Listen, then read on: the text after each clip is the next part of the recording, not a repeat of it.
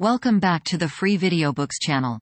Today we're reading Chapter 7, A Fight That Won Friends, of A Princess of Mars by Edgar Rice Burroughs. Before we get started, why not like and subscribe? Now, sit tight and let's get into it. The thing, which more nearly resembled our earthly men than it did the Martians I had seen, held me pinioned to the ground with one huge foot, while it jabbered and gesticulated at some answering creature behind me. This other, which was evidently its mate, soon came toward us, bearing a mighty stone cudgel with which it evidently intended to brain me. The creatures were about 10 or 15 feet tall, standing erect, and had, like the green Martians, an intermediary set of arms or legs, midway between their upper and lower limbs. Their eyes were close together and non-protruding. Their ears were high-set, but more laterally located than those of the Martians, while their snouts and teeth were strikingly like those of our African gorilla. Altogether, they were not unlovely when viewed in comparison with the green Martians. The cudgel was swinging in the arc which ended upon my upturned face when a bolt of myriad-legged horror hurled itself through the doorway full upon the breast of my executioner. With a shriek of fear, the ape which held me leapt through the open window, but its mate closed in a terrific death struggle with my preserver, which was nothing less than my faithful watch-thing. I cannot bring myself to call so hideous a creature a dog. As quickly as possible I gained my feet, and backing against the wall I witnessed such a battle as it is vouchsafed few beings to see.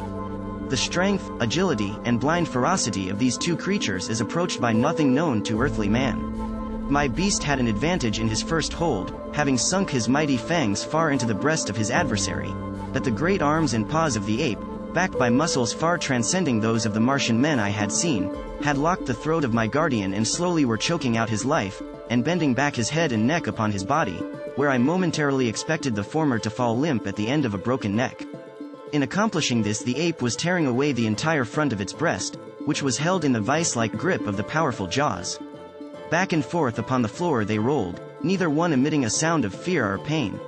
Presently I saw the great eyes of my beast bulging completely from their sockets and blood flowing from its nostrils.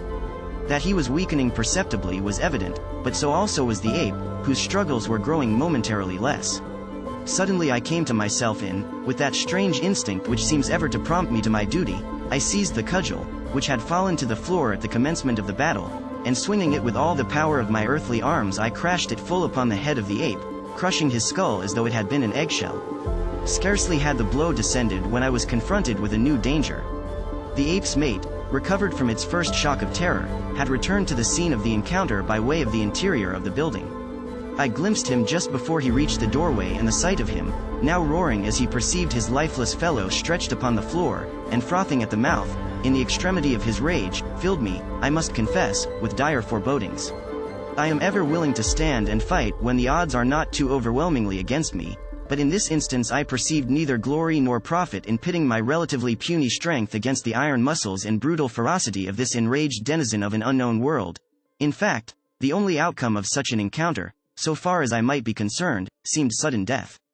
I was standing near the window, and I knew that once in the street I might gain the plaza and safety before the creature could overtake me.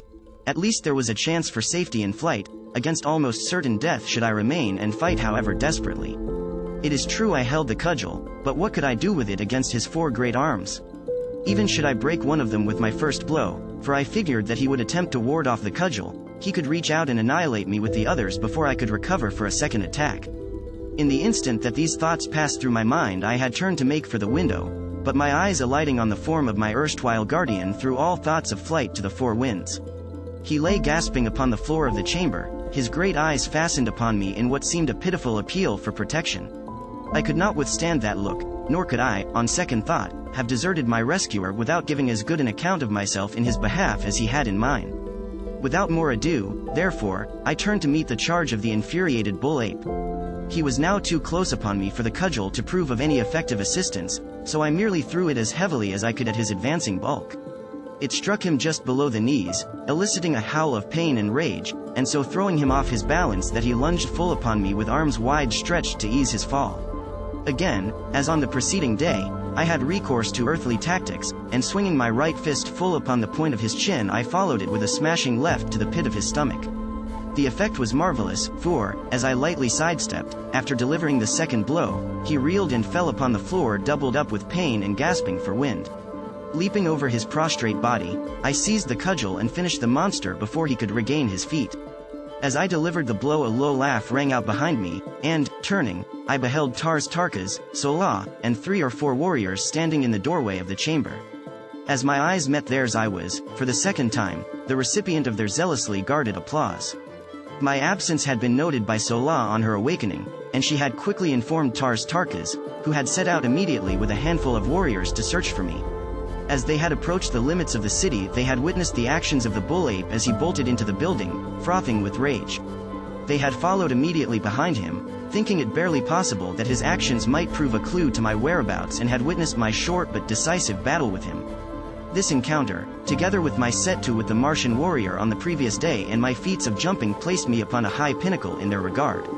Evidently devoid of all the finer sentiments of friendship, love, or affection, these people fairly worship physical prowess and bravery, and nothing is too good for the object of their adoration as long as he maintains his position by repeated examples of his skill, strength, and courage. Sola, who had accompanied the searching party of her own volition, was the only one of the Martians whose face had not been twisted in laughter as I battled for my life. She, on the contrary, was sober with apparent solicitude and, as soon as I had finished the monster, rushed to me and carefully examined my body for possible wounds or injuries. Satisfying herself that I had come off unscathed, she smiled quietly, and, taking my hand, started toward the door of the chamber. Tarkas and the other warriors had entered and were standing over the now rapidly reviving brute which had saved my life, and whose life I, in turn, had rescued. They seemed to be deep in argument, and finally one of them addressed me, but remembering my ignorance of his language, turned back to Tarkas, who, with a word and gesture, gave some command to the fellow and turned to follow us from the room.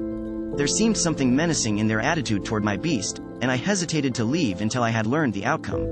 It was well I did so, for the warrior drew an evil-looking pistol from its holster and was on the point of putting an end to the creature when I sprang forward and struck up his arm.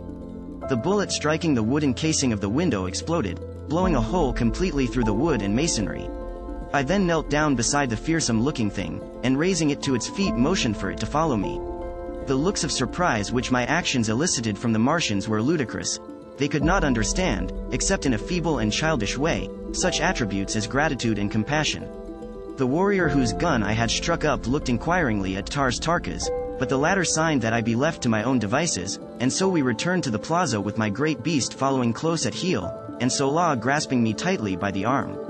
I had at least 2 friends on Mars, a young woman who watched over me with motherly solicitude, and a dumb brute which, as I later came to know, held in its poor ugly carcass more love, more loyalty, more gratitude than could have been found in the entire 5 million green Martians who rove the deserted cities and dead sea bottoms of Mars. Did you enjoy today's chapter of A Princess of Mars?